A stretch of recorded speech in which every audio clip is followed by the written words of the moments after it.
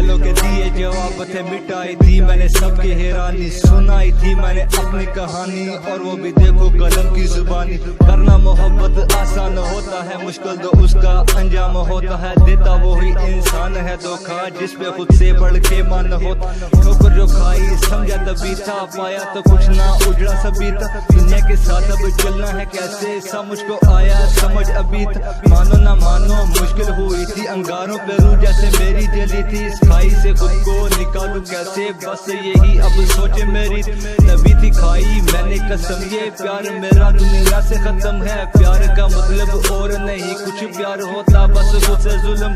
तब मैंने लिखना शुरू किया था, पीछे मेरे इसके एक ही मिशन था, प्यार के सब्जी थड़े उड़ा दूं पहन के मैं अब निकला कफन था।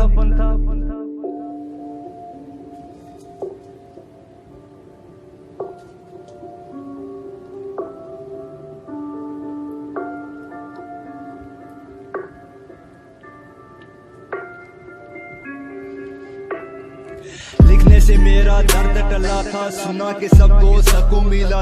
मैंने हर बंद में वो सब लिखा था जो मुझको प्यार में तुझसे गिला। पैगाम दुनिया को भी ये दिया था, मैंने भी ये दर्द सर लिया था। शुरू में मुझको भी मीठा लगा था, बाद में जाना जहर पिया। दुनिया में अच्छा बुरा जो भी होता है, लिए हमारे सबक एक होता है। सीख ना पाए इससे जो वो रोता है, पाता ना कुछ भी सब वो खोता।